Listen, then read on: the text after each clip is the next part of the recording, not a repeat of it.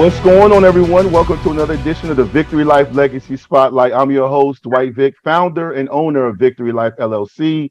And once again, not only do I have one guest, but I have three guests. These guys are one of the greatest sports families in VHSL history. I played with two of the three, and the third one, the oldest one I watched play basketball. I have the Bacote brothers in the building joining me for a very anticipated and special Victory Life Legacy Spotlight. Gentlemen, how we doing tonight? Doing well, doing well. Yeah, this is Doing very, good. very anticipated. When I advertised and marketed this, everybody jumped on, man. Everybody was like, I can't wait to watch it. When is it going to air? We had some scheduling hiccups, but we got through it.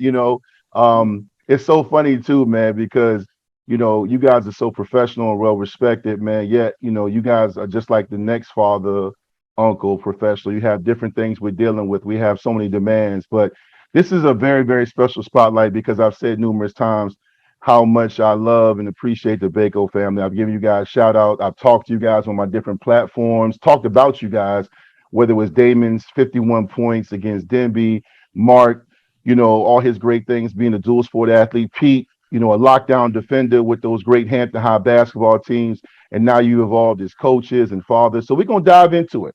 But let's start off where it all began. We are from the very popular area in Virginia called the Tidewater 757 Hampton Roads area. So, Pete, you can lead us off, man. You guys are brothers. You're very competitive, man. Let's just talk about your childhood. Where'd you guys grow up, man? What do you remember about your neighborhood? I'm from Shell Road, but I originally started off in Newport News and moved to Hampton. And, that's my legacy. But talk about where'd you guys get started, man, and how was it?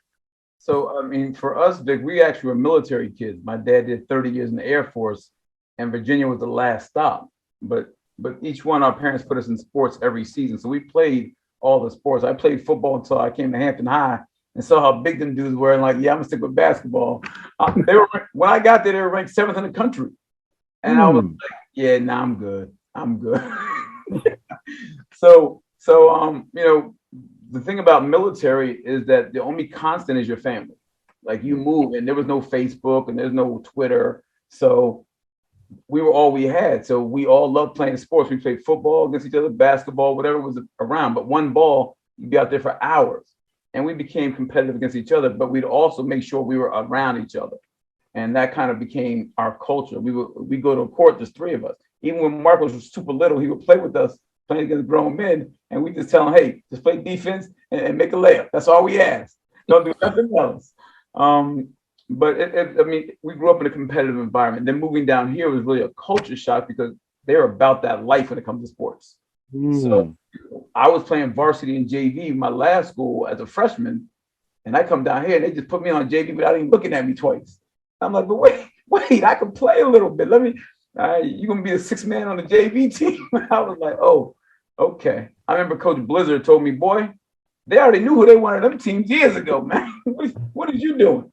So shout out to Coach Blizz, man. He did a great job. But I got my shot, and I stepped up and I did what I was supposed to do. But we always were together playing sports, so it was fun. It was a fun environment, man. We loved being around each other and having each other's back. So that was fun for me. Mark, do you remember, what Pete said? Just lock down, play D, and make a layup. Do you remember that? Oh, definitely. I mean, because I was the young guy. So at the end of the day, it was, make your open shots, play hard. And like the layup's open shot, if you got an open jumper, you better stick it. No doubt. But it was good because at the end of the day, even if you were more skilled than these guys were older and stronger. So you had to like figure out a way. Yeah, Demon. Now I heard Pete talk about playing football. I always know the hooper. Did you ever touch? I mean, I know you were a football fan, but did you ever get out there? I mean, you would have been a beast receiver, but I never heard stories around the way about you playing football unless it was you guys messing around in the field or something. Did you play with? Did you play? Well, Vic, I will tell you, on my street, I'm the all-time leading passer in street football. So I do have that record. The record still stands to this day. It's not going nowhere. But Mark knows it. Yeah.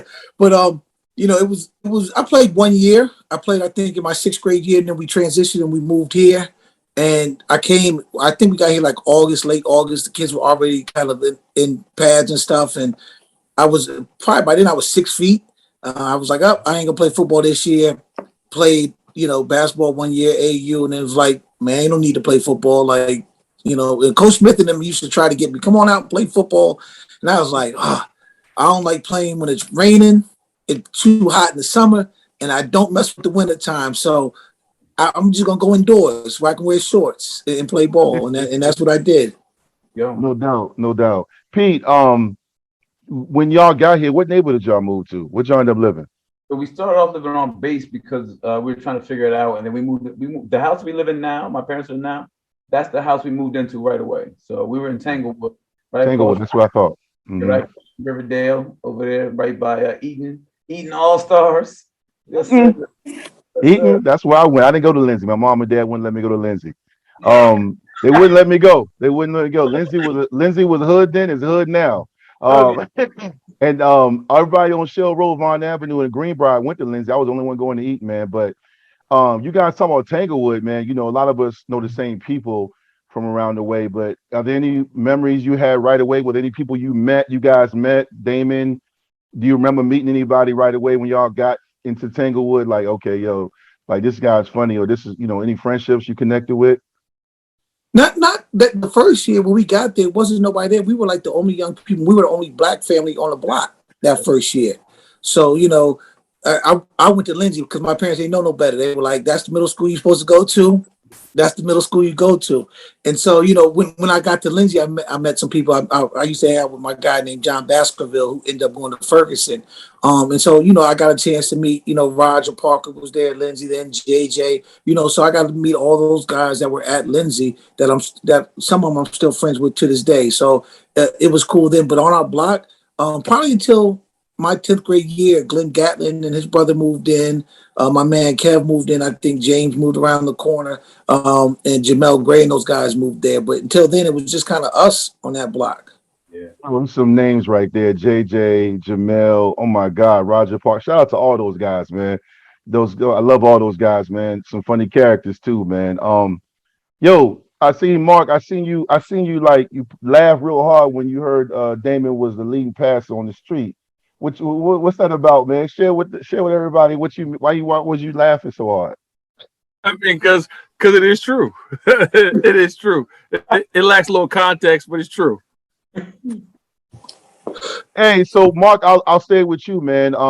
You're the younger one, man. So you end up playing football and basketball. We'll get to all of y'all careers in a second, man. But when you're the youngest of two older brothers, and both of them are very talented, I know the family's competitive, man.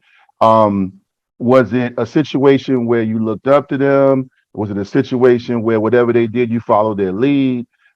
Just take me back to those days growing up. We'll get to high school and college later, but just the dynamics. Now, I had the Abrahams on. You guys all know the Abrahams, Taj Abraham, Faisal, and all of them, Serene, Nasilio, and they talked about, like, on this podcast, how, when they used to hoop, it used to be crazy competitive. Like, it used to be not volatile, but it was intense. So for Mark, a lot of times they say the youngest catch is the worst, man. What was your recollection? It was a combination of all that. I mean, I think my parents did a good job of forcing me on my brothers early. You know what I mean? When we were a lot younger, it was like, if certain things, if they wanted to go do, they had to bring me with them. You know what I mean? So I really appreciate that part. But I think definitely was a look up to, and there was a competitive nature because we used to play, one-on-one. We play one-on-one to one, basically, and then the next man up. Like, we keep playing that. And so as far as, at first getting beat up on to then, winning a couple games to then, like, all right, being a real threat to, so all of that, I think they grew me up a lot, for lack of a better term. It was, again, it was as a young kid, it was almost an idol worship, like Pete and Damon. These are like my older brothers. They're doing all kind of things. So I'm looking up to them to, okay, now I'm playing with them and doing things to, okay, now I'm competing with them. But at the same time, like Pete mentioned earlier, like these are my friends too, because I had friends here or friends there, but I always moved. And like Pete said, we had no phones, didn't have emails, anything like that. So these got to be my friends. No doubt. Pete, you mentioned when you got here, you got the JV, man. I've had so many great guests on. They talk about, especially in the 7-5 in the Peninsula, the rec youth leagues. That's for some people, that's where it starts. You guys come military family. Did you get your foundation laid in youth leagues, or at that time, given your age, you went right to JV? I went right to JV. I came in. So we like Damon was saying, we got to school like October, like after school had started. And it was time to preseason basketball and everything. So when I got there, there was like 60 kids in the gym just trying to get open rec and trying to play. But you just want to make a basket so the coach sees you and know that you could play a little bit. And so we went, like I said, we went out there to play JV. I played JV, and it was crazy. It was so competitive that even before practice, my first week in the school, they're like, "Oh, what you do?" I said, I hoop. I'm like, "Oh, okay." They're like, "Can you beat Gannon Baker?" I'm like, I don't know who that dude is. They were like, "No, I don't think you can beat Gannon." I'm like, "Yo, hold up." I kept hearing that to the point where Damon had a practice one day at Jeff Davis, and Gannon was working out. I'm like, "Oh, we about to get it in. We about to get it in." Because I'm tired of hearing about this kid that I don't even know. And we ended up playing one-on-one. And it actually sparked even me and Gannon's friendship/rivalry. Yeah, no, and you know what? Let's stick on hold on, guys. I want to stick with Pete on this for a second. I've often said, depending on the guests I've had on these shows, I've had Sherwood on here, man. The Jones brothers, Stan and Sherwood Jones, they played on those great legendary Hampton High football teams in the 70s and 80s. I had Elton Brown, who played in the early 2000s. I've always said, Pete, and I want to talk to you about this first, and Mark and Damon, I'll get to you in afterwards. You mentioned Gannon Baker, and I definitely got to get him on. I played with Jonathan. Me and Mark and Damon played with Jonathan. And Reed, God rest his soul, was a great athlete too. Another great sports family. But that golden era of the 757 era, especially the Peninsula District, from the 80s to the early 2000s, was special. The team you were on, and those teams, you mentioned Gannon Baker. Talk about just some of the players that were also on that JV and varsity teams. You can name drop, because when I go back and do my due diligence and watch games on Hampton City Sports and I look at those old games, I'm like, bruh, you talking about D1 talent, crazy players. You had your goons, you had your guards, but you mentioned you and Gannon. He was a great scorer, shooter, but who else was on those teams? And what do you remember about that? I would tell you, between my junior and senior year, we had 6 guys go on and play college basketball. We had 2 guys that went on and played college football and the high level, Purdue, University of Virginia. We were stacked with athletes, man. We had Jermaine Golson, David Blizzard, Rick Hunter, Aaron Mundy. Who else we got? We got Cedric Williams, Kevin Swan. When I tell you practices, Paul Blackman, practices were crazy. Practices was literally like going to battle. And I remember because my junior year I didn't play as much as I wanted, and my dad was like, "You gotta go to practice and work." And so, like, my dad had never talked to no Coach Brown about how many minutes I'm gonna get next week or nothing. He was like, "Man, just go bust his butt and then do what you gotta do." And there were no better competition than your own practice. So it was great. I mean, Cedric Williams was the silent assassin, man. He quietly give you 20. You would think he had like 8, and he ended up with 20 in the books, and he did a little bit of everything. Rick Hunter was our enforcer. Him and Mundy, you wasn't getting nothing sweet in that middle, nothing sweet in that lane. And big Lonnie, man, and they're talking trash while we running sprints. Like, we got some legends in that team, man, that really ended up having good careers after high school. Like, if you look at it, they didn't have the names then, like Rick and Aaron did for football, but not for basketball. I know even Mundy had looks from NC State to come and get them. So to have 6 guys play college basketball on a high school team, that's impressive, because a lot of teams had 0 that go play college basketball. Yeah, so. Jermaine Golson has been on. I got him and Lonnie Man back to back. And Lonnie Man said practice was crazy. Lonnie said, Lonnie is very extra, and he does. I had to kind of tone him down because he has no filter, and he was like, "Oh, we were trying to kill each other, elbows, and it'd be fights under the basket." It was wild, man. And I heard the stories in middle school about when y'all played Grand Hill in the state championship back-to-back years. The year with Rick Hunter, I heard, and I saw, but I heard before I got to Hampton as well that, Eric Grant Hill still talks about how he never played at that level as far as physicality. against anyone in the state until he played Hampton those 2 years. Yeah, You know, that's wild. it was very tough. You had to be able to figure it out, and with no fouls being called. And the famous water break drill was a classic. For those who know, it was literally, you can't get a drink of water until you score 2 buckets and a goal that had a goal inside the goal, and there's no fouls. Like, I tell you, like, Cedric Williams would sit on the wall until Eric Hunter got out, and then he would get in. Because it was so physical. Poor Mark Ash got slacked by Coach Brower because he was going so crazy. He hit Coach Brower. What are you doing? But I mean, but when I tell you, like, it toughened you up, because there was nothing tougher than that. Like, and then the last guy who was in had to run a suicide and get back to practice, no water. So No doubt. Yeah, you can't even do that now. If you even did that now, no. not only you cancel, you fired. You know, Damon, hearing and seeing Pete go through this, man. You guys quickly learned about the Hampton High legacy, the Peninsula District. You obviously are one of the greats, not just at Hampton High, but the Peninsula District, the 757. I mean, you know, people still talk about you now. As far as that year, too, those years, your junior, senior year were very special. But when you see Pete going through this, did it want you? I mean, were you like, okay, yeah, I'm next up once he gets it going? What was it like for you when you got to Hampton? You know what? It's just interesting because, like, my 8th grade year, I played JV, and that was the year that they won the state championship. So, you know, I'm watching all the games. I'm at every game. You know, we get to see the practices sometimes, and state tournament were there. And I'm just like, I can't wait to get there, right? Like, I can't Hold on. Pause real quick. Sorry to interrupt you, Dave. I know you're flowing. Just for our watch viewers out there, Damon Bacote was on JV, and nobody called the superintendent and complained. You were on JV. You know what I'm saying? Just, you know, because, you know, now these kids, it's like, oh, I got to be the starting guard. I'm in 8th grade, but just continue. I just want to disclaim that. But you know what, Vic, though, interesting point about that, right? I got to watch, and then the next year, as a freshman, Coach Barr wanted me to play varsity, but my dad was like, "Nah, you need to go play JV, you know, and learn how to dominate, right? And learn how to be a dominant player."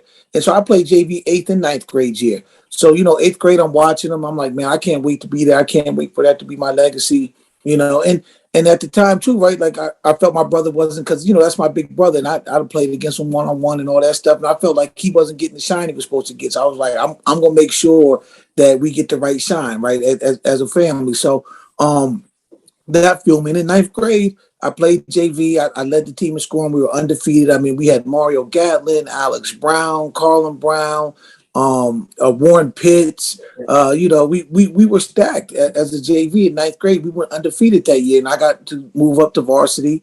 And, you know, the state tournament, all of a sudden, I get to be the 6th or 7th man in the state tournament. And I'm like, man, how'd I end up here? But I was like, I'm here. I might as well go. I'm 6'3", 165 pounds. My shoes is heavier than me.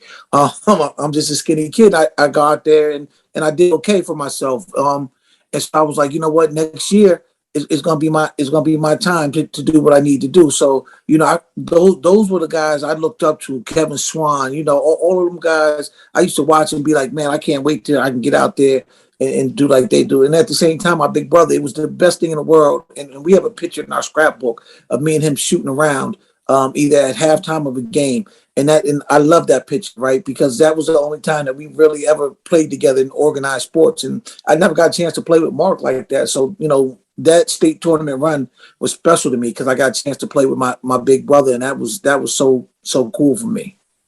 Yeah, no, and it had to be. I mean, and you mentioned Kevin Swan and so many greats. Mario, I was watching a game the other day. Y'all were playing Bethel. Again, this is on the Hampton City Schools Network channel. They show all the old classic games in baseball, football, basketball.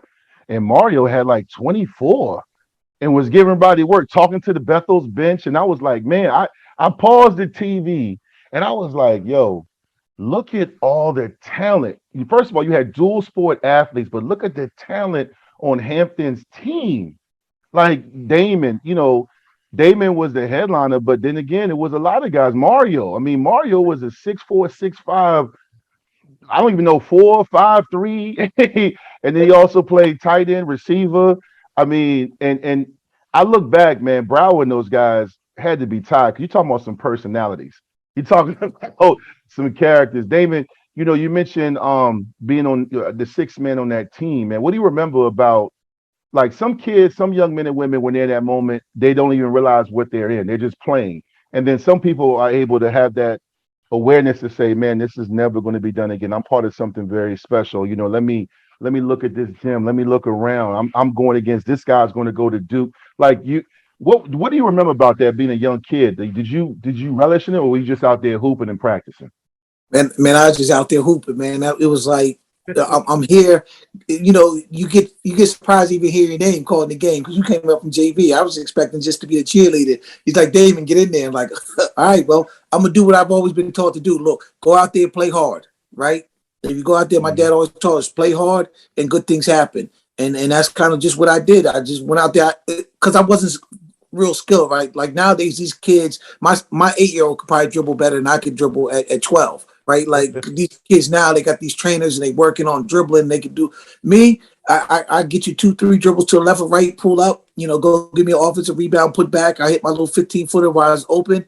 And that's what I did. Like, man, listen, go play hard. Good things gonna happen. That's the only thing I knew at that time. And I got a chance. I think I scored 5 points in that game as six man. I was like, it was a good 5 points in a close game. That means, and we needed every point. You talking about Gannon's on that team, Mundy's on that team, Pete's on that team, Jermaine Golson, David Blizzard, Sean Hamlet, like all of these guys that are really great athletes and great players are playing on that team, and I get a chance to get in there and do my thing for a little bit. It was an honor. I never even thought about it. Matter of fact, when we lost in second place, I think I threw my medal out the window. It was like, man, I'm coming back here. I don't want this. This is second place. Not knowing, like, man, listen, you ain't never coming back here.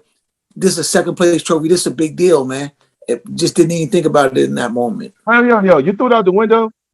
Yep, right out the bus window, Look man. at I ain't Pete. want to Look look at at Pete. Look at Pete. Yeah. Listen. Now it would have been on Instagram. It like, yo, second place, we lit. We know we gonna do it next. Yo, that's wild, man. It's a Oh different time, yo. man, Yo, Mark. man. So hearing this, and take me back there. So I know you saw Pete and Damon. Pete goes on, and you see your big brothers both in the state tournament. Pete had a great career, and I'm glad Damon mentioned this before you answer this, Mark. I'm glad Pete's on here, and we, as they say, giving him his flowers because the Bacote legacy is well respected and strong. We'll talk about your uncle and your dad here in a little bit and their influences on yourselves and me and others. But Pete was a great guard, and social media didn't exist, and I'm not going to say the term politics, but it's one of those things. Sometimes, now if he was playing, I'm not saying Pete would have done this, but he might have went to a Denby or a Phoebus to get 20 a game and shine because that team was so loaded. Some guys suppressed their game to fit in and have a role. I just watched a podcast before you guys jumped on, and Iguodala said he was playing with his son, and he was giving him his son buckets, and he was like, "Yo, Dad, you can shoot." And Andrew Iguodala was like, "Yo, I play in the NBA. I'm with the Warriors. The Warriors don't need me to score. I used to be a scorer when I played with Iverson, but now the Warriors need me to lock in and play D." Same thing with Pete. Pete would lock you down, but he could score. So thank you, Damon, for reminding everybody about that, man. But Mark, hearing them stories, you going back there, you reflecting now. You got the Hampton, because again, it's like my sister jokes sometimes how it was tough, but also great being my little sister. But then, I did my thing, and Mike Vick did his thing, then Marcus Vick did his thing. And sometimes it was kind of like, yo, I don't even play that. I don't play sports, but but for you, you also were a very good athlete, man. And you played football and basketball. Take me back to your time at Hampton and what it was like to see your brothers. And was there any pressure? Um, I'm sure there was looking back, but I didn't look at it like that.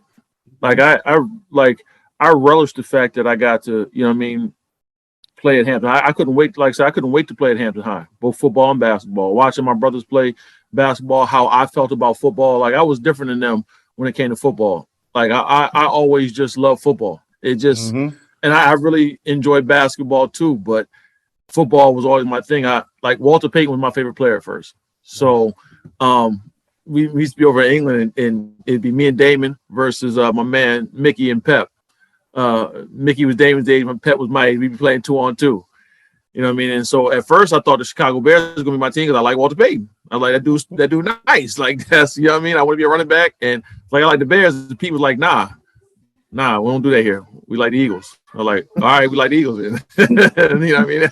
And that's what it is. You know what I mean? So, you know, things like that, you talking about having big brothers, like Dr. J's my favorite basketball player. That's why I'm a Sixers fan. You know what I mean? So, you know, stuff like that. But coming into Hampton High was super cool because my brother was the guy. Like, you know what I mean? It was like, okay, so at lunch, I'm a freshman, but I'm sitting with the seniors at lunch. We had the same lunch.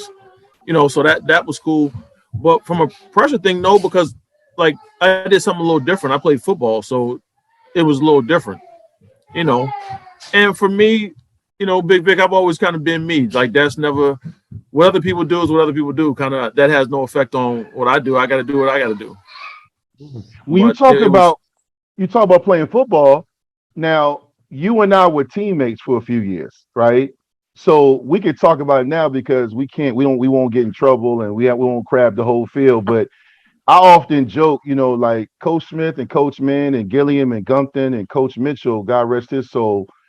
What you and I went through and guys before us and after us, it was different. Like you talk about two-a-days, practices at 5:45 in the morning till 11 a.m. You come back, 2:30, had to be there 3 o'clock till 7 for the whole month of August.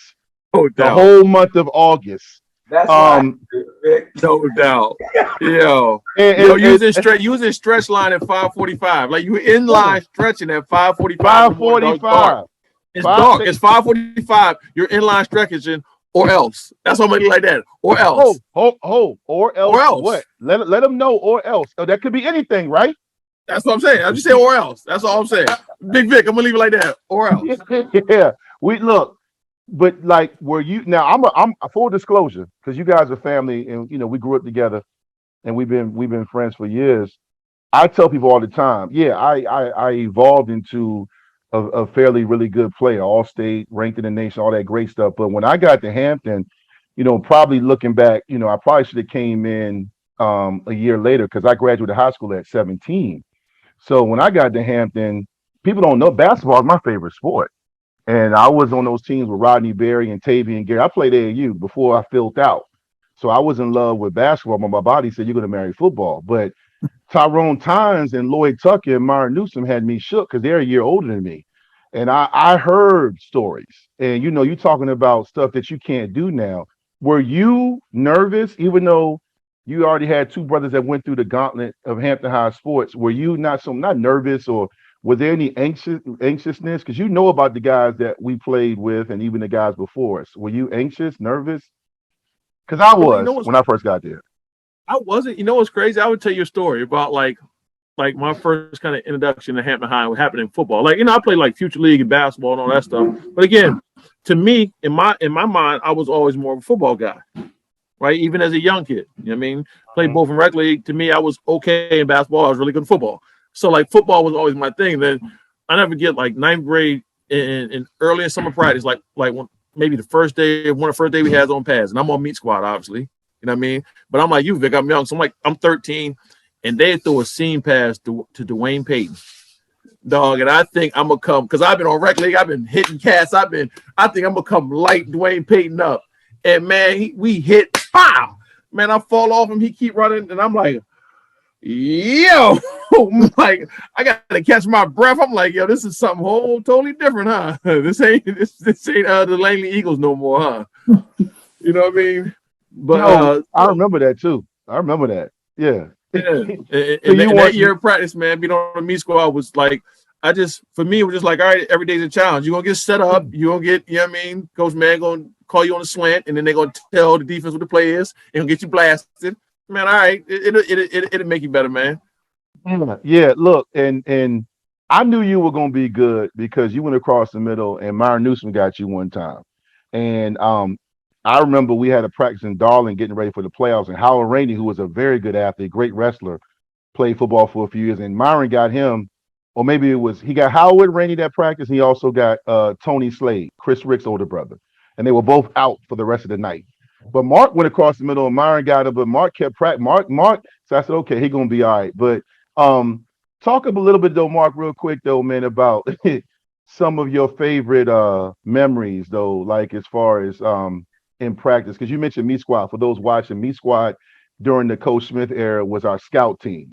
Meat Squad just meant basically you were the guinea pig, the practice players. But just talk about being on anything, Meat Squad or just a bus ride, some of your favorite memories, man, when you were on the football team. I think the thing I always take from being on Hampton High football team, man, was learning how to play the position of King of the Hill. Like, so I mean, like that, like everybody's played King of the Hill, right? And to get to King of the Hill is not hard because everybody's focused on who's on top. So in order for you to get on top, you can kind of get up there. But what Hampton High told me is how to play from on top. Because when I got there, people had already laid the foundation that we were that deal. So it was like everybody going, when you there, you gonna get everybody best shot, everybody trying to ball against y'all. So we learned how to work and do things and have a mentality of being the best. You know what I mean? I'll never forget. I tell people all the time, like our whole thing, like we weren't trying to win. Like our whole thing was defeat and shut out. Like that was literally on the locker room door was defeat and shut out, and whoever it was. So we weren't trying to win. We were trying to defeat and shut out. We were trying to and we weren't kicking our feet up with it. We were like going to do the work to do it. You know what I mean? So that like taught me on how to really kind of work in general. And then like the way my dad, did things as far as, working out in basketball, and I'm watching Damon and Pete do it. And I didn't do it as much because I was doing football and probably should have done it more. But, those early things taught me Hampton High, and those things taught me how to outwork people. Yeah, I did. I still use a lot of principles from both programs, especially football, about just preparation, man. Damon, I'll go back to you on this one, man. One of my favorite memories of you, and there's a lot, being your teammate. We had a lot of fun in practice, man. We had some characters from Cal Moore to Giuseppe to Jamel from New York. You're like, what up, son? Jamel came with that New York flavor. We had Steve Pringle. I mean, I love basketball practice, man. I was a glorified role player, came in. I give you 3 flagrants, 3 rebounds, a layup put back, but I was just happy because I love basketball and I really enjoy watching you play. My favorite memory was when you gave Denby 51 and the only shot you missed was when you got fouled. But then there's another memory I think about, and I am religiously trying to find this clip, this video. We played Phoebus and you dunked on dude. And it was a home game in Hampton High. You dunked on dude from Phoebus, and the entire gym went crazy. I wish we had social media then. It would have been a sports in the top 10 play. But there was a lot of great battles, man, between you and Chuck and your best friend Tony Rutland. But those are my rep memories, man. Beating Bethel 101-50. Yeah, I'm shameless plug on how we got them, and Chuck got mad. Yeah, Chuck got mad and stormed off and late in the fourth quarter. But all jokes aside, talk about some of your favorite memories of playing for the Crab, for the Hampton High. Just, I know you move forward. You were doing some great things. We're gonna touch on all that with all 3 of you, but just take us back to those nostalgic moments. Are there some games like, yo, I was in my bag, or this was a game I locked this person down, or you know what, I laced them up tight that night? You know what, Vic? Like I said, one of my favorites is that tournament with my brother, the state tournament, right? Like that will forever be a memory for me. But those Bethel games, used to love it because the thing about Chuck and Tone, right? Tone was one of the first people we met in Virginia, in Langley, right? Like his dad knew my dad. They were both from Philly and all that stuff. So they knew some of the same people. I think Tone's dad went to school with my uncle. So, small world. And so competing against Tone and all the time, during the summer, Tone would be over the house all the time, working out with us the whole summer. Like his dad would drop off in the morning and then we'd be with each other the whole day.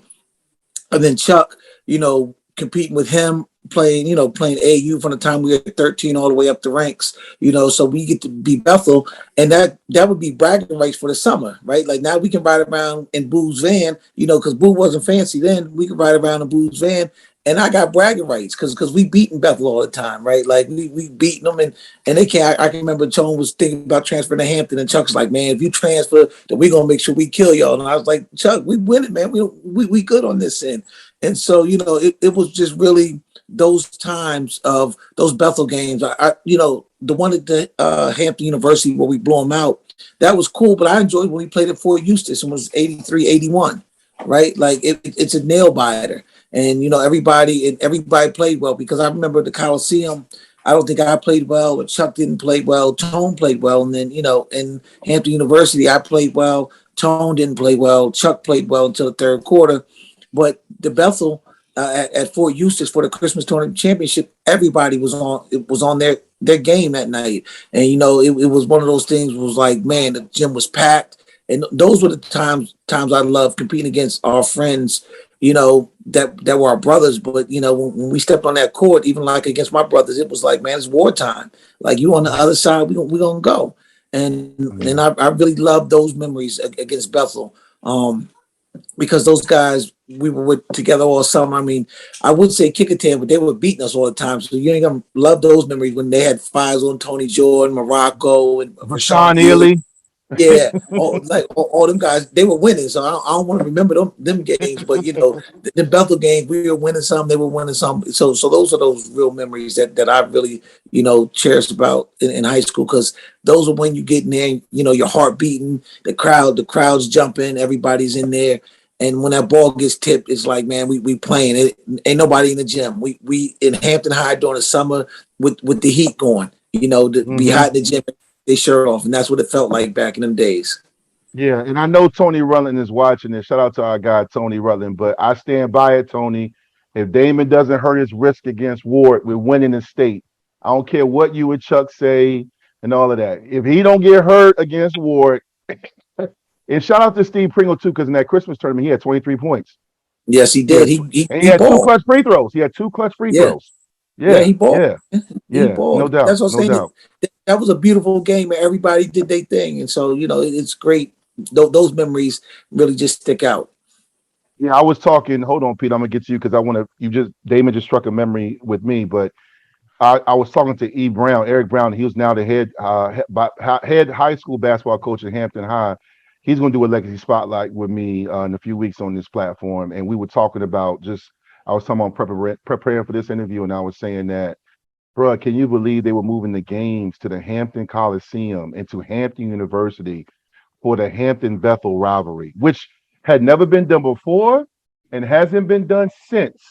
That's what I mean with the golden era. I have all those games. I go and watch. They're still in my, not DVR, but I have on my YouTube playlist, and it's just I go and watch, not because I'm stuck in the past, because I was just out there enjoying it like everyone else. And I look back, I showed it to my son who's a hoop, and he was like, wow. I said, yeah, man, thousands of people, blessed to be a part of it, man. Pete, Damon talked about being on the team with you. You won a state championship.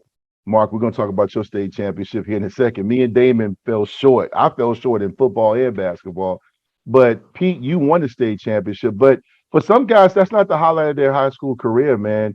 What are some of your highlights when you look back, man? Was there a game you remember? He mentioned the Bethel rivalry. He also mentioned being on that state tournament with you against those great teams.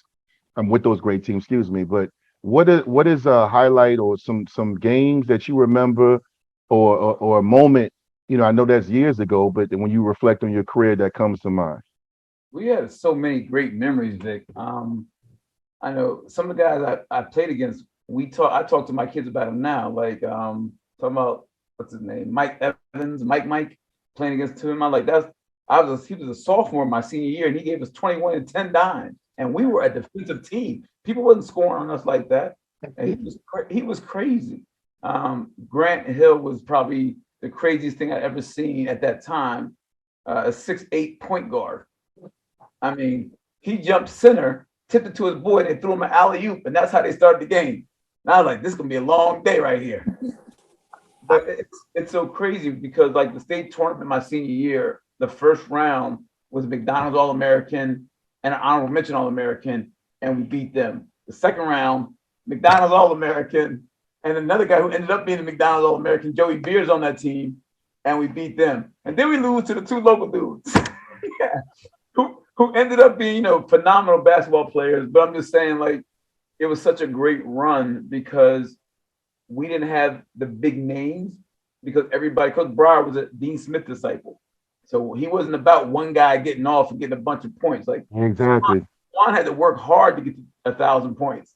And so the fact that even Damon scoring as many points as he did in a 3-year career is maybe playing in the Brower era, because it wasn't coming down jacking shots. That was not happening. No, I saw Mario shoot a 3 one time. After Mario, he told Mario, I was on JV, he said, "Don't you shoot that." And y'all know, Mario shot that. I got a better story. So I shot around 65% from the 3-point line my senior year. So Coach Breyer got mad at something. We not shooting until 5 passes. And so I'm on there. It's 1 pass, it's 2 pass. They throw it to me on the 3rd pass. They didn't rotate. Cool. Schmack. Go get him. And I was like, what? Like, what are you talking about? He's like, how many passes? I said 5. But I was open, coach. Yeah, man. So again, it was great playing against like the Steve Artis of the world. Like, he was phenomenal. Little dude that dominated the game on both sides of the ball. What you talking about? The guys in Warwick. We played against Terry Graves and Dave Golden and all those guys. I mean, we're talking about phenomenal athletes every night. It wasn't like we Corey Stewart from Bethel and Chris Jackson. In high school, they 6'7" and 6'9". You don't see that on a regular basis. It was just every night you had to bring your boots and strap up and get the business, or you were going to be a long night. So I appreciated that, because it prepared us for what we had to do. We knew we couldn't take a day off in practice. And I will give you this, Coach Breyer did a great job preparing us in practice for the next assignment. He did a wonderful job with that. No question. No, he did. And you look at his staff, we talk about all the personalities and personnel on those teams during that era. But if you look at his staff, it was the same thing. You talk about Coach Blizzard, who was a phenomenal coach. I played for him on JV 1 year, and Coach David Six also helped out. And I believe Art Jones was one of his coaches, who was a Hampton High all-time great. So I tell people all the time, as now a coach myself, you're only as great as your players and your staff. I can have all this, I'm gonna do this, whatever. But if I got 4 kids that can't go left, it don't matter what I draw on that board. But great times, man. Mark, you won a state championship. You played with Ron C. And God knows we know about his accolades, and we're not gonna get into no debates. I've had guys on here. We're not gonna do the debate. We're not gonna waste time with that Eric Hunter, Ron C, Aaron Sproul, Allen Iverson, Mike Vick. We're not doing that. That's for in the office type thing. With we have everybody. It's a 3-hour show. But all jokes aside, man, Mark, you did play with an all-time great. You were able to win a state championship, would open the doors for several others winning championships, man. Your memories as far as that championship, or just, was it the bus ride when you couldn't talk, cut the chatter, or, with Coach Mann saying those crazy quotes, where my Smurfs at? I'm Papa Smurf. Or was it the contact when he would give guys a slap in the face before the game? Which you can't do now. They would turn the lights off and smack you in your face. What do you remember, man? Was it the championship run? Was it, just being able to say you survived practices? What was it? I think, man, like, to be honest, it was how the culture was, man. Like, the culture, like the older people kept the younger people online. Like, as much as Coach Smith, Coach Mann, and Coach Mitchell did, and Coach Gilliam, and all them other guys that were there did, like, it was set up where the older guys handled everything. Like, we talk about being in line, being in stretch line at 5:45 or else. Coach and them ain't get out there until about 6. We was out there doing all that by ourselves. And like, and Cash, you was doing things the right way. Wasn't nobody BSing or else. Like, just that kind of culture is the thing I remember that, that I always take with me. And then another thing I remember, like, my junior year, man, like, we came out and we were killing, man. Like, we were finding ways to win some games blowing people out. We were undefeated, and then we lost it in the regional finals. And a lot of us felt like, we got cheated, but at the end of the day, you put yourself in that position, right? If you handle other business. Was that the Deep Creek catch? That wasn't a catch? That wasn't a catch, but it's a catch. But it was a catch because they won. But at the end of the day, you put yourself in that position. So, all off season we win, and that was the whole mindset. Like, we ain't gonna lose, like we won. and we come out and lose our first game to kick it down. You know what I mean? Come out and lose the first game. Like we don't piss a drop until like a minute left in the game, literally. Mm-hmm. You know, but you know that gave us different focus because from then on, because the way things were down there, like we were basically in the playoffs after game one. Mm-hmm. And for me personally, that year it was tricky because I ended up getting hurt that year on my own.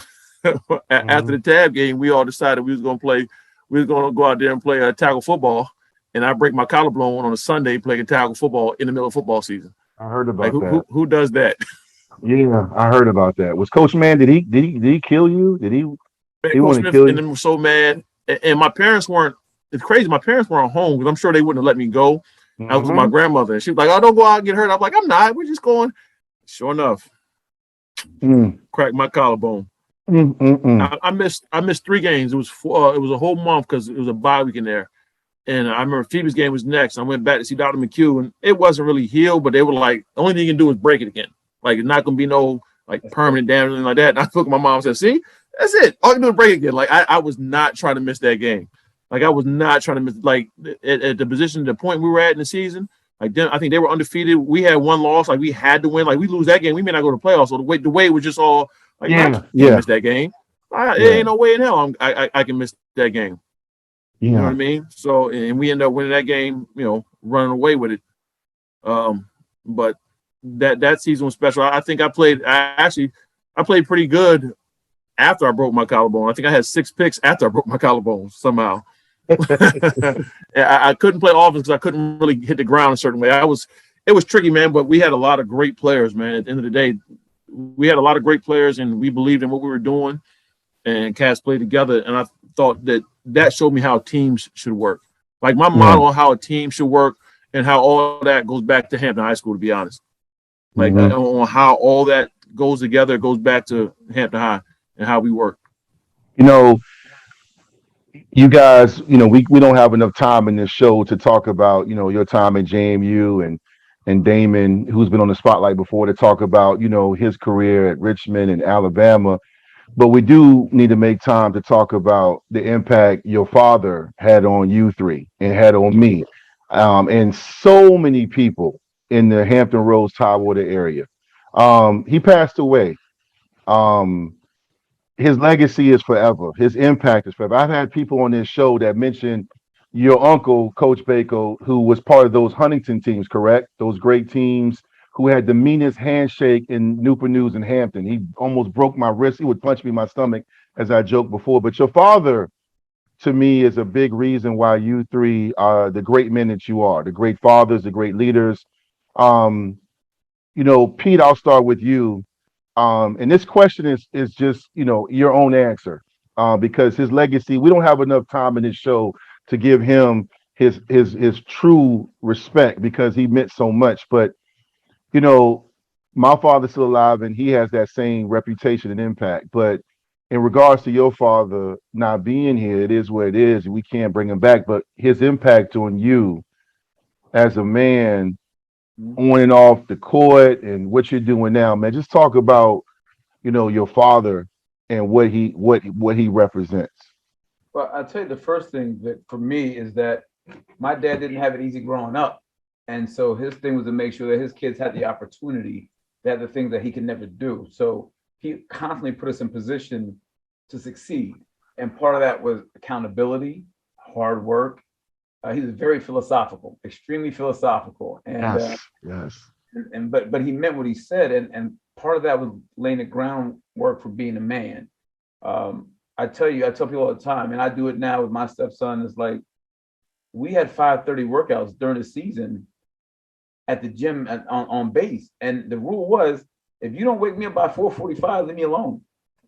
So we had to wake him up at 4:45 for him to take us to the gym so we could get shots up. And we did that 3-4 times a week.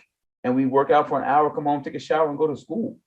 But if you can get your mind right for that, you can prepare yourself for anything. And we talked about that preparation, hard work, being a stand-up man. If you say you're going to do something, do it. Just like these kids nowadays that quit all the time. I don't like what I'm quitting. What? You think you quit nothing? He said you have to finish it. And if you don't want to go back, that's fine, but you're not quitting. And what that did, we didn't understand, is built the mentality of fight through the adversity. You're going to fight through this adversity, and then it's going to make you stronger. By the time you're at the end of it, you don't want to quit anymore because you done fought so hard and you put the time in, you were able to succeed. So like those grassroots that he put down, and the fact that he was open to helping anyone that needed help, that was sincere about really being about that. If you really were trying to do something, you were sincere about it, he would do whatever he could do to help you. He was training kids in the neighborhood before they had trainers. We were doing drills and scissors on the chairs in the backyard and pulling up on branches and doing all kinds of stretches and all kinds of gorilla drills and that no one knew about and was doing. There was no trainers back then. It was just go play ball. He was training us and teaching us how to use our bodies and moves and stuff. And all that laid the groundwork and the foundation for our levels of success. We were quick because of the scissors. Man, my stomach would be cramping up from the damn scissors. But my first step was quick because of that exercise. And we got all these, what they call them, Vertimaxes and all this stuff nowadays. Oh man.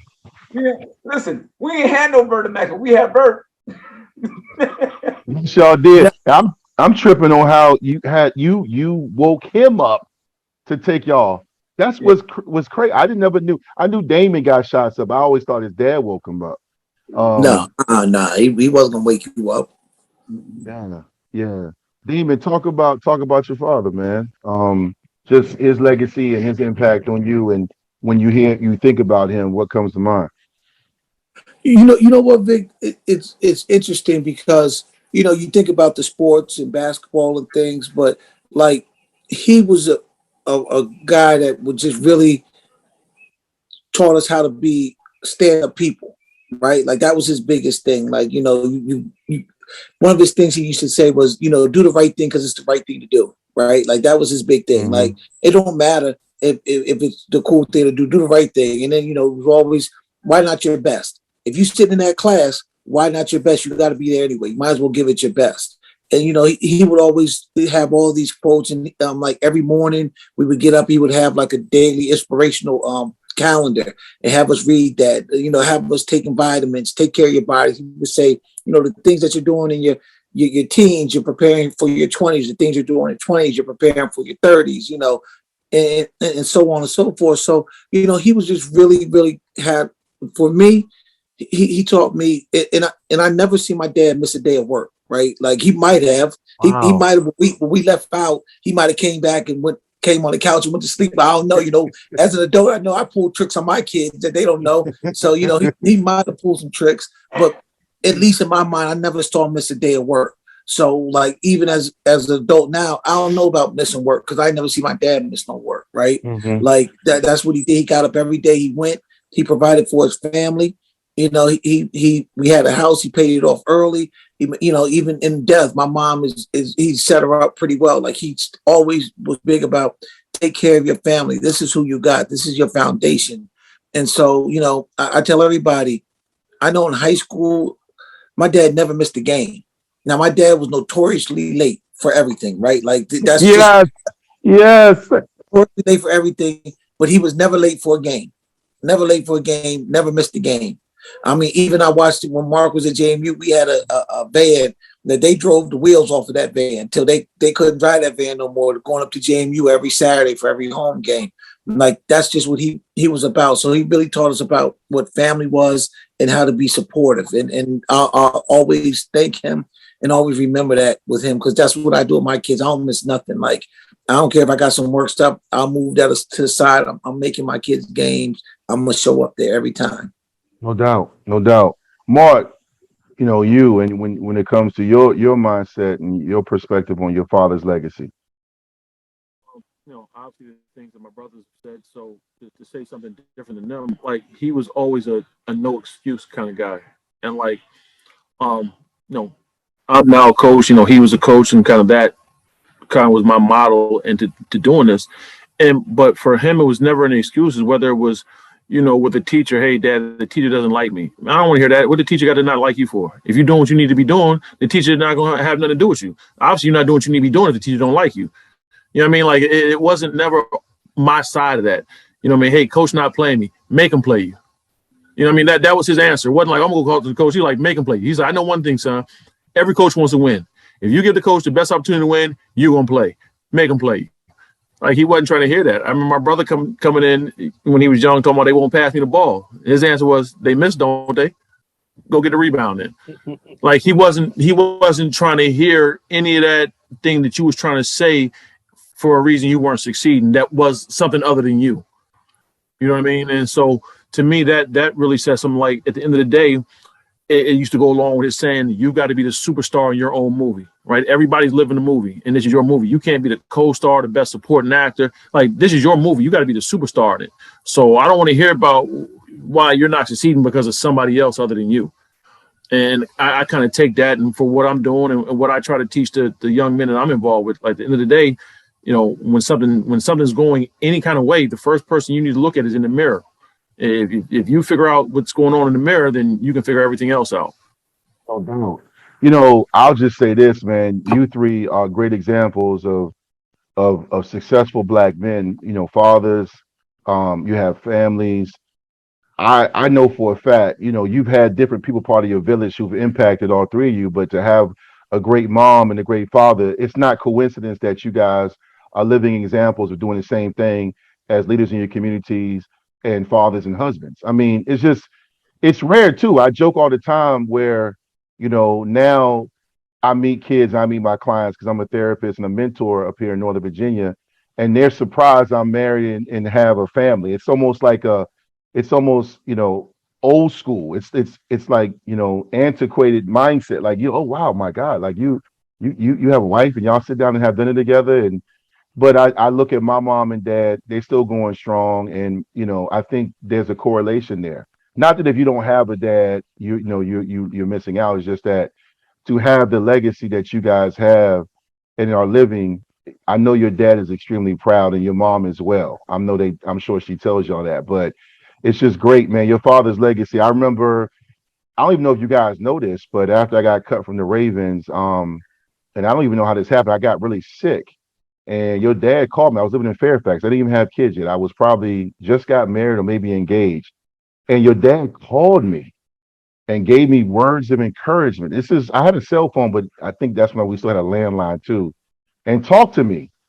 Like it wasn't like he prayed over the phone, but he talked to me because you know I'm Big Vic. He knew me, you know, you guys, your uncle and your dad, they knew me since I was a youngin'. So I still remember that. And I'll be honest with you, Marseille Brown and I talked about this, and Maud Hawkins talked about this on this podcast. When you get, you know, your athletic career ends, you kind of go through a depressive state, you know, because I was really, really good. And all of a sudden with football, it abruptly ends. With basketball, you can kind of play in adult leagues, go overseas. Now they have the G League, or you can try out and play. Football, you know, I did arena or whatever, but it was really rough on me, even though I had degrees. And your dad called me. And I was just remember talking to him, and I was like, wow, how cool is this? So I have a great father, but it takes a village, man. So your dad's legacy. I remember I heard the news. I was really heartbroken. I sent you guys a group text, told you guys I love you and I'm praying for you. I still pray for you, even if things are going well. But I just want to take some time in this your legacy spotlight to just highlight your father's impact because his name has come up. Now your uncle, crazy. I don't, and that's respectfully, as Ahmad Hawkins always respectfully. Your uncle was old school. I mean, the stuff he used to tell me, he always showed up for those big Hampton High football games, and he would come out of nowhere. He just come around the corner of the building and be like, "You ready? Are you ready to play?" And I told you guys, he'll punch me in my stomach and hit me on my back, on my shoulder, and give me that old school man massage. You know, do you guys really know about his legacy and what he meant? Because I've heard it from my dad. Just really briefly, I'll start with you, Pete, your uncle. Uncle. So, you know, we weren't around when Uncle Teddy was playing and when he was in his playing days, but you know, you hear it from the side. And you would hear, as a coach, we're part of that era. And you would hear, man, he crazy. He would show you how to run through the line with no pads on. He would come through that thing and hit you with no pads on. And he was such an intense guy when it came to football and such a knowledgeable guy that he really wanted to help everyone become a better player. And I mean, we heard so many stories about Uncle Teddy and what Uncle Teddy would do. And yeah, listen, the first time I got that handshake, I was like, is somebody gonna help me out? So Calling this guy off, man. What's going on now? Crazy, man. It wasn't like a quick, here you go. It was like a dig in. You would turn it. It would turn it. Yo, it's crazy. I'm glad we all experienced it, man. I used to be, because I'm a youngin. I'm big and tall, but I wasn't a man back then. I was, a youngin trying to figure things out, man. Scared the heck out of me, man. Damon, you what you know about your uncle, man? Coach. That's what they used to call him, right? Coach. Coach. You know what? I always laugh because the coach was perfect for him, because in the summertime he would wear them coaching shorts. Remember them coaching shorts? No, sure. I would. And they were little. And you know what? I can remember Friday night games. After every Friday night game, him and my dad would come and they would sit up all night and talk about sports and different things. And like when we used to go on recruiting trips, he would always ride with us. And he was real supportive. And the thing I remember when he died, we were going through downtown Newport News, and they had up on the old movie theater, thank you, Coach Bacote, for turning boys into men, and how packed that church was. I said to myself, man, this is leaving a legacy in life, right? Like look how many people he touched, and everywhere, like he knew everybody everywhere. Everybody knew him. Super great dude. I used to love being around him because he was funny to me. Like he'd come in there, and he'd be, making noise and cursing, and just I can remember him looking at Mark one time and fake dribbling the basketball and then just punch Mark in the back to the ground. Like he would just do stuff like that. I mean, he was always great to be around, but once again, another guy that was super supportive. And anything you needed, he was the type of guy to give you a shirt off his back. And so I really loved being around him and his wife, because my aunt Mamie, ended up being, big in politics and things like that. And they were just a great community people. And so that kind of fit in with our family. My mom's a social worker. My dad worked with young people in the community. So it was just really easy for me in my later life to fall into community work, because that's what my family always did. So I love being around Coach. No doubt. Now, Mark, what are your memories of him? Because I'm sure it's the same stuff. Oh yeah, that was my dude, man. Like for me, like him and my dad are the two people who I model my game after. If you know what I mean. If we talk about, like, you talk about, they're both coaches and I coach now. Like seeing, and just listening to all the stories and how he impacted the community he was involved in, and how the young men were more than just football players to him, and how, he helped them, like my brother said, become men. That's kind of the same aim I have now when I'm coaching. And then just because I did do football, like me and him had a different relationship. So like Damon said, he used to come just try to abuse me after the game. And just as I got older, and then when I started coaching, me and him used to talk, like on Sundays and stuff like that about, I would ask him questions about, doing certain things and just the profession and things like that. So he became like a mentor to me in that situation. But that was my guy, definitely. My guy too, man. I miss him, man. I told you, man. When we, he would tell me like different things I could do. When we were playing quarterbacks like Chuck, he would, like, when you look at his waist never moves. And he said, the ref ain't gonna see this if you do this out of bounds. He would tell me some stuff. Back then everything was your flipper, and if the ref ain't looking, do this. And I'm not even gonna repeat it, man, because they may go back and check the tape. But I love those old school guys, man, because I look, these athletes today are crazy, but I'm always going to give it to those guys that played before me and coached before me, because what they went through. I interviewed a guy that played in the 70s, and he said he's Gene Bunn, all-time lead interception guy for Virginia Tech. And he said back then they had 3 a day, and their head coach he coached under Bear Bryant, and he came to Tech, and he said they figure out who would make the team. They would put 2 guys in the room, and whoever came out standing and walked off would make the team. So your Coach Bacote, your uncle was about that life. He was from that era. But don't discredit this. Both him and your dad are great, intelligent men. Don't mistake intensity and savagery when you need it. Don't think they didn't have that intelligence, because they were very wise men.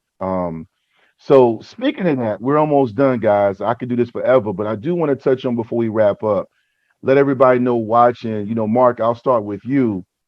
We talk about your playing career, Hampton High. We didn't touch too much on JMU, but that's fine, because, again, you can look all this stuff up, and you are living proof of what you're doing now, but you're coaching.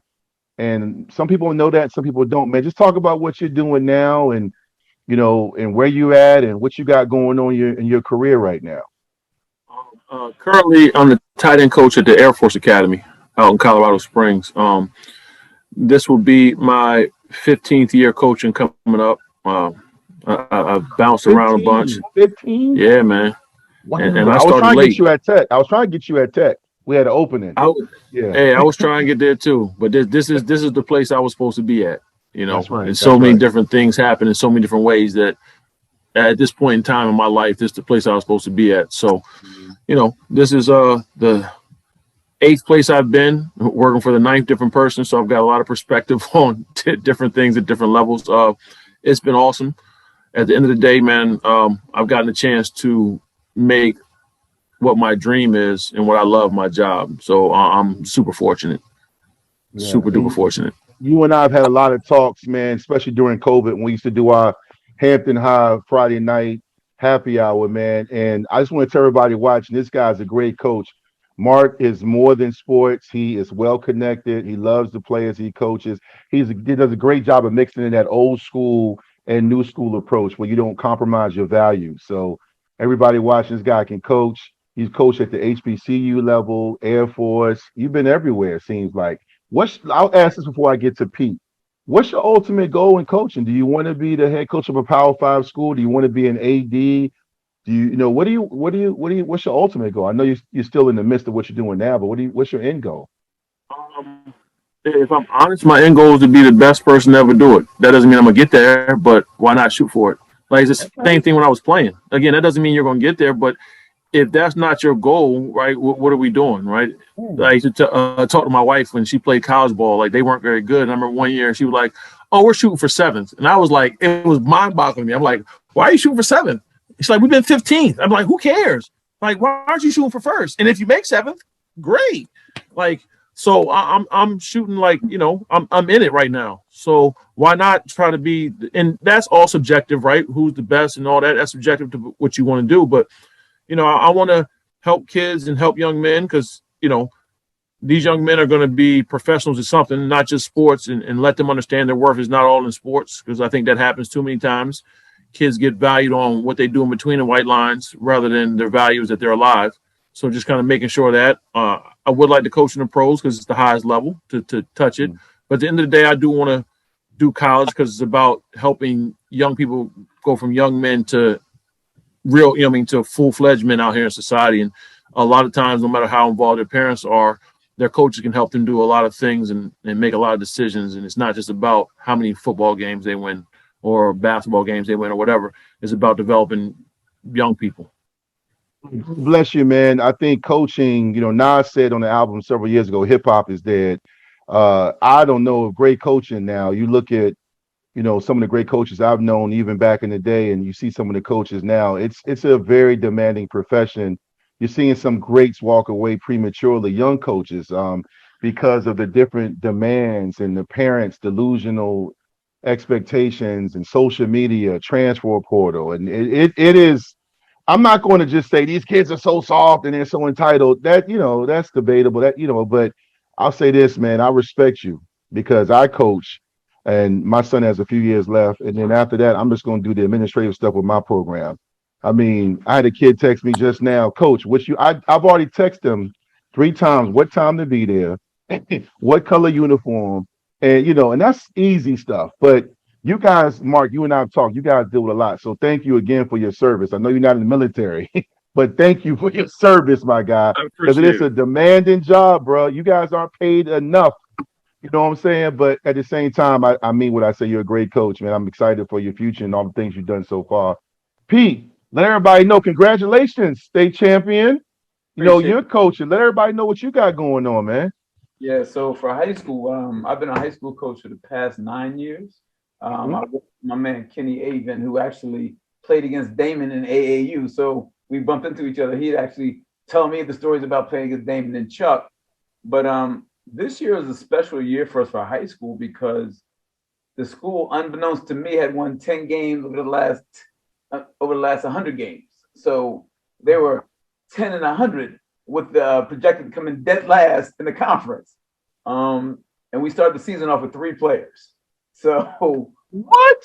Yeah, between not having physicals, between kids not being eligible, it was we had to hold it together until everybody came back and play, and we beat the seventh ranked team in the state and beat the third ranked team. Like it was crazy, but the one thing we told the kids to believe in yourself that you're a champion from day one. When there was 3 kids in the gym doing Oh, hold! This is crazy. You didn't in your post. I saw it. I keep up. You and I always talk, especially during basketball season.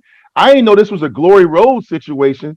This is a Disney movie we talking about, bro. I tell you, the movie's gonna come out because No, this is crazy. bro, listen, they hadn't won a state championship, I want to say since '85. And Wow. yeah, because we are the same city with Camden High, which was starting the season ranked number 3 in the country. That's where a lot of the focus is. So kids that were good were going there. So we had players come and develop the players and play hard. And it was, when I tell you it's crazy, we were the game before that everybody wanted to schedule. And as the season was going, no one would take a game from us. And it's amazing because truly working hard and believing in yourself, you can accomplish anything.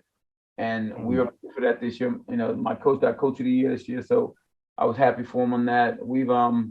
But more than that, some of the young men will be changed forever as young men. And understanding that if you can set a goal and if you're willing to sacrifice for that goal, you can reach it. I mean, no one gave us a chance to even win 4 games. The prediction was 4 games to win, and we went 25-6 or something like that. Wow. Yeah. That's bananas, man. Congratulations to you again, man. You also coach in AAU, right? Yeah, I have an AAU program, man. Kings Unlimited. We just did a joint venture, so Kings Olympus. We have 155 kids in the program from 3rd grade all the way up to unsigned seniors, and 2 teams of each high school. So we've been fortunate to have great parents, good kids. We won an AAU national championship when we first started. Unheard of in your first year of the program to win a national championship. For real though. Yeah, but at the end of the day, man, like there are kids that these sneaker companies discard that can go. They can go, and they just need a platform. So the problem, and I hate to say this, but most of these AAUs are strictly a business.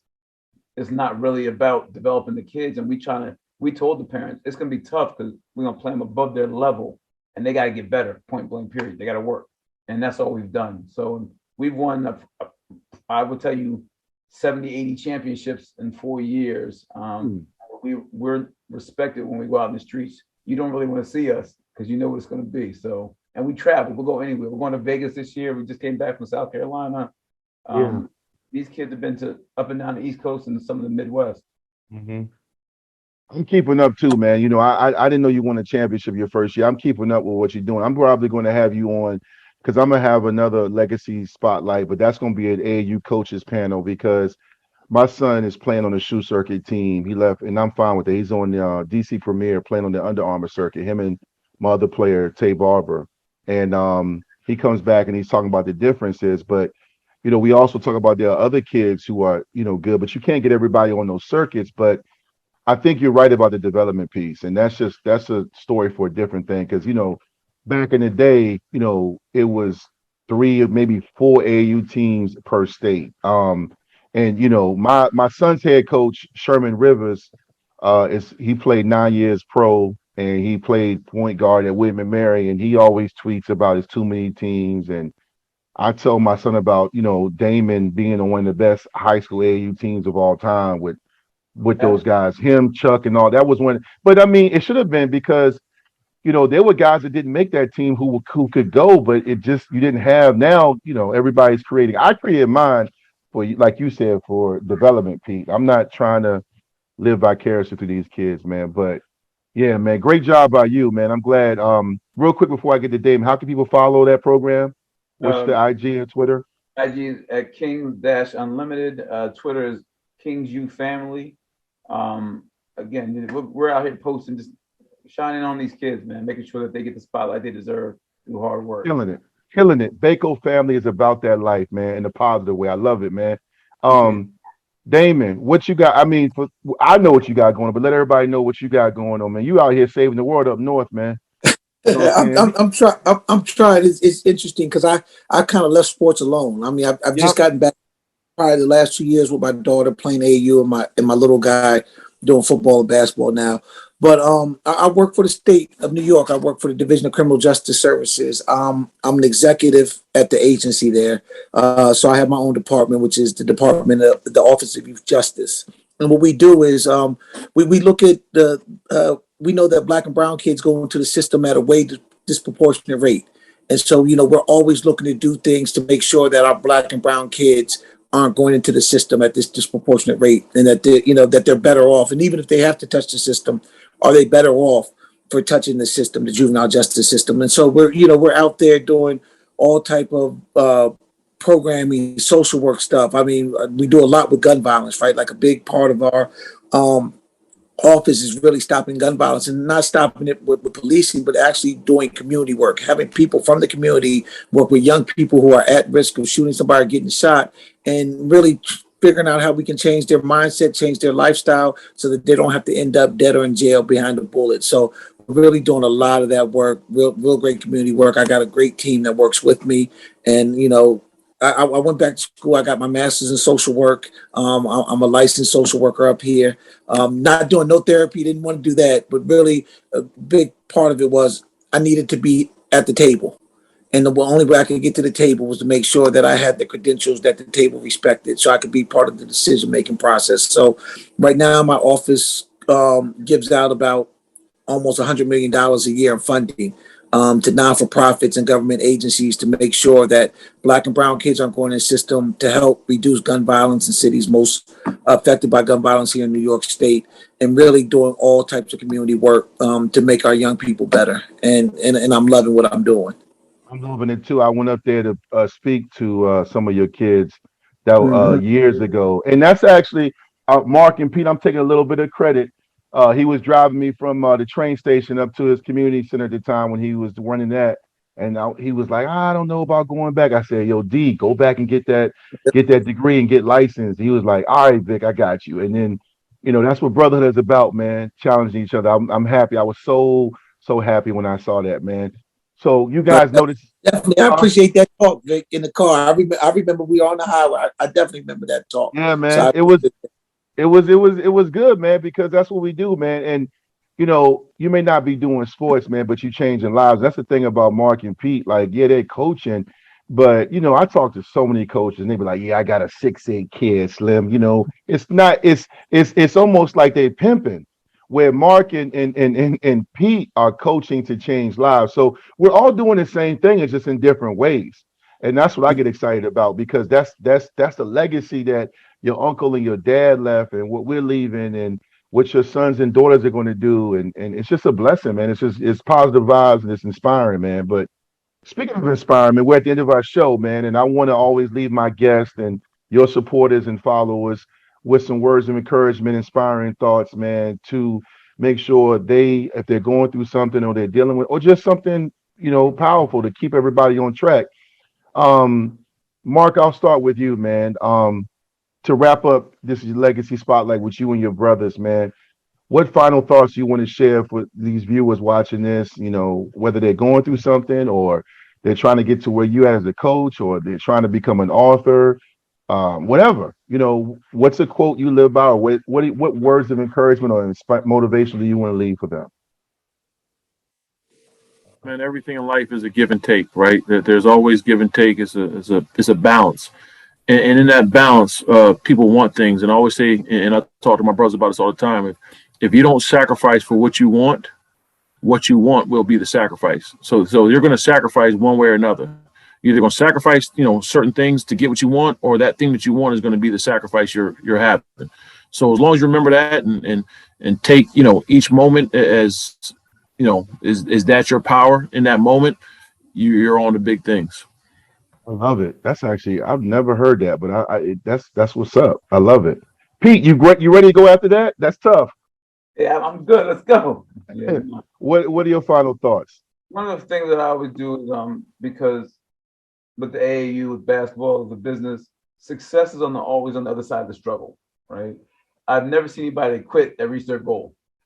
And it's really hard for people to understand when you're going through that storm how you want to give up. And when you hold fast, those who are extremely successful found a way to weather that storm. So I'm always, when times are hard and times are crazy, I just keep reminding myself that success is on the other side of struggle. And the reason why people have success because they deserve it and they sat through it and they dealt with it instead of just saying, you know what, I'm not doing this no more.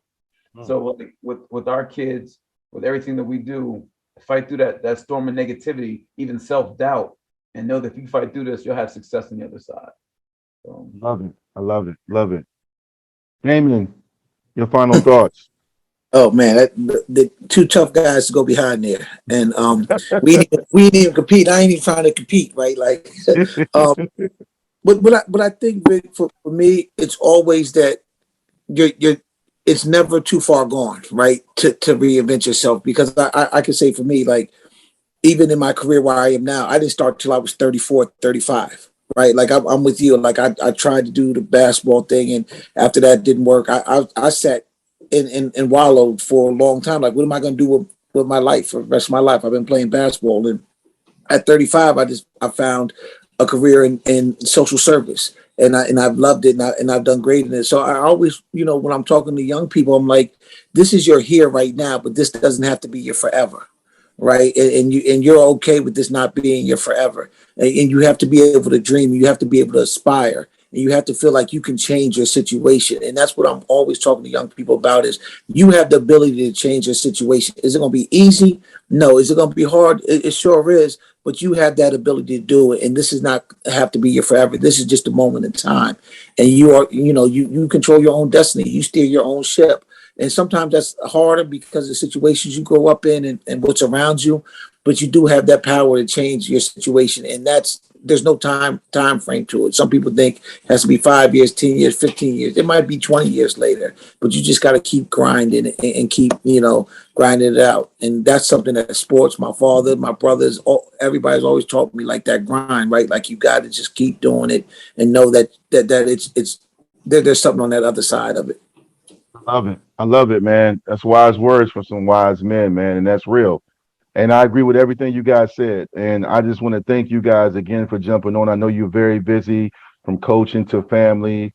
We're recording this. The draft is going on, NBA playoffs. But I appreciate you guys making time to share your legacy spotlights, to talk about your journeys to greatness and also what you continue to do. You guys know I love you guys. I'm proud of y'all. I'm glad that we're still here in the land of the living, making an impact.